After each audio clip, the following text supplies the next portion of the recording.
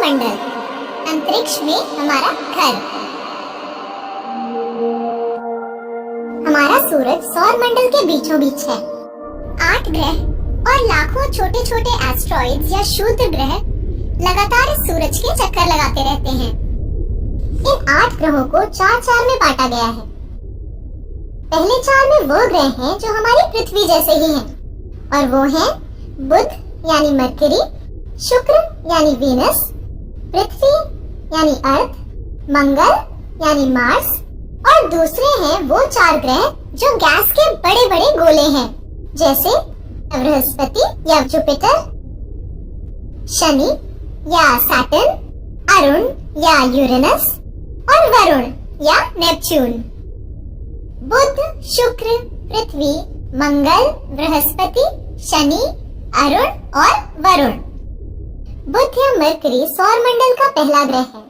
यह सूरज के सबसे ज्यादा पास है। यह सभी ग्रहों में सबसे छोटा और सबसे हल्का है। बुध या मरकरी ग्रह सूर्य का एक चक्कर लगाने के लिए जितना समय लेता है, उससे कहीं ज्यादा समय वो अपनी धुरी पर गोल घूमने के लिए लेता है।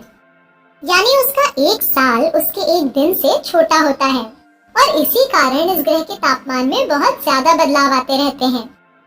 मरकरी का ना तो कोई अपना वातावरण है और ना ही चंद्रमा। अब आते हैं शुक्र या वीनस पर। सूरज से दूसरे नंबर का यह ग्रह सौरमंडल के चमकते चमचमाते ग्रहों में से एक है, और अब तक मनुष्य को जितने भी ग्रहों के बारे में पता है, ये उनमें से सबसे गर्म है। क्या तुम जानते हो कि शुक्र या वीनस पर तापमान कभी 437 डिग्री सेंटीग्रेड से नीचे नहीं आता। यानी रसोई घर में रखने वाला तेल शुक्र पर अपने आप उबलने लगेगा और उसमें से धुआं भी आने लगेगा। क्या सोच सकते हो, 437 डिग्री सेंटीग्रेड, कितना ज्यादा गर्म होगा यह ग्रह। शुक्र के पास भी कोई चंद्रमा नहीं है। अब अगला नंबर है हमारे घर का, यानी हमारी पृथ्वी, जिसे अंग्रेजी में अर्थ कहते हैं। पृथ्वी इकलौता ऐसा ग्रह है जहाँ का तापमान ऐसा है जो पानी को तरल रूप में रहने देता है, और यही पानी हमारे जीवन का स्रोत बनता है। अब तक जाने गए ग्रहों में केवल पृथ्वी एक ऐसा ग्रह है जहाँ हमारा जीवन संभव है। पृथ्वी के पास अपना एक चंद्रमा है जिसे हम सब ने देखा है। मंगल या मार्स सूरज से चौथे नंबर का ग्रह है और सौरमंडल का यह दूसरा सबसे छोटा ग्रह है। मंगल या मार्स इतना छोटा है कि बड़ी मुश्किल से वहाँ पर वातावरण की एक पतली सी परत पाई जाती है, और जीवन जीने के लिए वातावरण कितना जरूरी है ये तो तुम सब जानते हो। मंगल की जमीन ढेर सारे ऊबड़ खाबड़ गड्ढों और ऊंचे ऊंचे पहाड़ों से भरी हुई है। मंगल के पास 2 छोटे छोटे चंद्रमा हैं। बृहस्पति या जुपिटर सौरमंडल का सबसे बड़ा और सबसे भारी ग्रह है। यह मुख्यतः हाइड्रोजन और हीलियम से बना है। बृहस्पति के पास 67 चंद्रमा हैं। शनि या सैटर्न सौरमंडल का दूसरा सबसे बड़ा ग्रह है, पर इस बड़े से ग्रह का घनत्व सभी ग्रहों के मुकाबले सबसे कम है।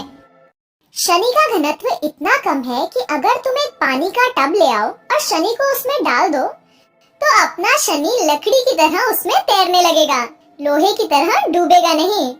शनि ग्रह अपने बढ़े हुए छल्लों के लिए भी जाना जाता है, जो बड़ी आसानी से दिख सकते हैं। इसके पास 62 चंद्रमा हैं।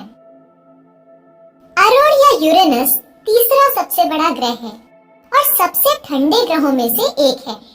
सभी गैस के बड़े गोलों में यह सबसे छोटा है, और यूरेनस की सबसे अनूठी अजूबी बात है इसकी धुरी। बाकी सब ग्रह एक खड़ी या टेढ़ी धुरी पर घूमते हैं, पर यूरेनस की धुरी आड़ी है। इसके पास 27 चंद्रमा हैं।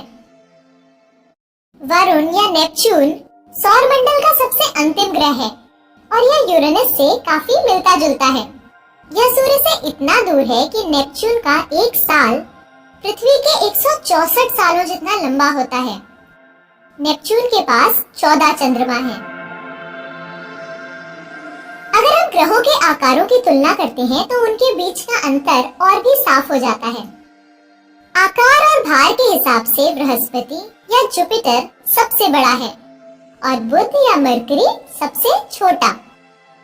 लेकिन बृहस्पति या जुपिटर जैसे विशाल ग्रह की तुलना भी जब हम अपने सूरज से करते हैं तो सौर मंडल का यह सबसे बड़ा ग्रह भी छोटा सा लगने लगता है।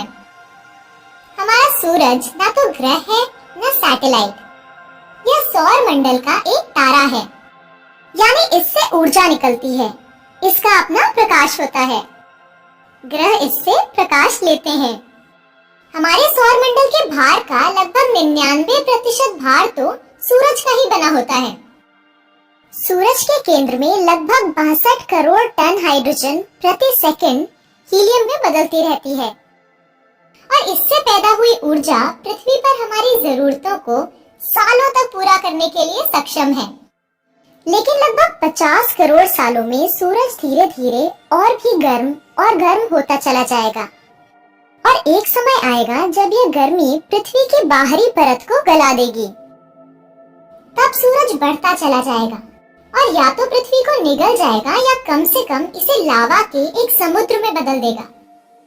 मानव जीवन का अस्तित्व तब या तो खत्म हो जाएगा या तब हम निकल पड़ेंगे सौर मंडल में एक नए घर की तलाश में। और क्या पता अगले 50 करोड़ सालों में इस रहस्यमयी आकाशगंगा का कौन सा अजूबा हमारा इंतजार कर रहा हो।